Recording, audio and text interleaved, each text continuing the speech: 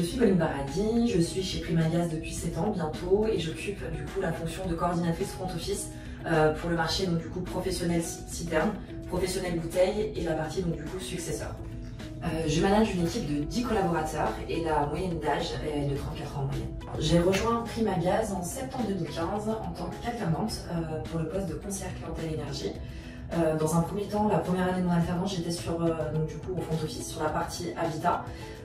Ça consistait à réceptionner les appels entrants des clients, gérer la fidélisation, les réponses à leurs demandes, ça peut être des réclamations ou simplement des questions sur leur contrat.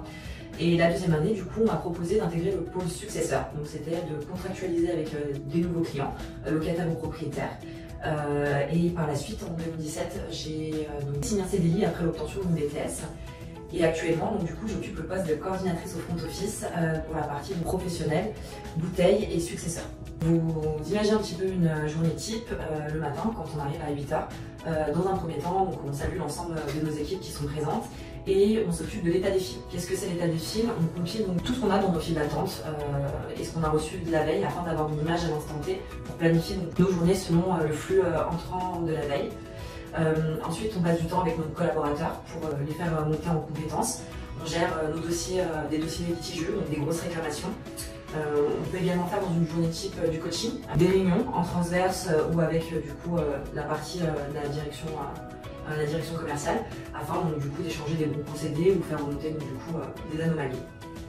Et en fin de journée, effectivement, on fait un point de l'émission effectuée par nos collaborateurs afin de voir la productivité qui a été faite dans la journée. Les spécificités de la relation client, donc dans un premier temps je dirais qu'il faut qu'on ait des connaissances assez généralistes sur l'ensemble des domaines, pas que pour la relation client, par exemple pour le service administration des ventes, la distribution, le recouvrement.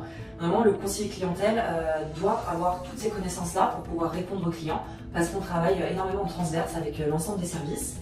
Et dans un deuxième temps, je dirais qu'on doit avoir également une connaissance accrue et même historique des contrats qu'on pouvait proposer à nos clients à l'époque. On a des clients historiques qui sont là depuis 40 ans, donc les offres elles ont pas mal évolué depuis 40 ans, donc on doit savoir répondre autant à un client récent qu'à un ancien client avec du coup une offre vraiment spécifique qu'on ne propose plus aujourd'hui. Aujourd'hui effectivement, il y a plusieurs choses qui me surprennent dans mon métier, notamment la relation client à distance. Depuis mon arrivée, j'ai pu constater effectivement que la relation client à distance a notamment évolué auprès de nos clients. Aujourd'hui, nos clients, on a le après-Covid, donc ils souhaitent avoir du coup des réponses instantanées, ce qui est vraiment en phase avec notre stratégie de digitalisation. Donc on travaille énormément sur l'aspect réponse en ligne via notre site internet pour servir les clients et leur apporter une réponse donc, du coup très rapide. Et on a pu constater également une évolution auprès de nos collaborateurs. Donc on a une nouvelle génération, la génération Z qui est arrivée au sein de Primagaz. Donc il faut vraiment qu'on essaie de digitaliser au mieux nos formations, nos réunions, afin donc, du coup de vraiment de les intéresser et de leur faire adhérer aux valeurs de l'entreprise.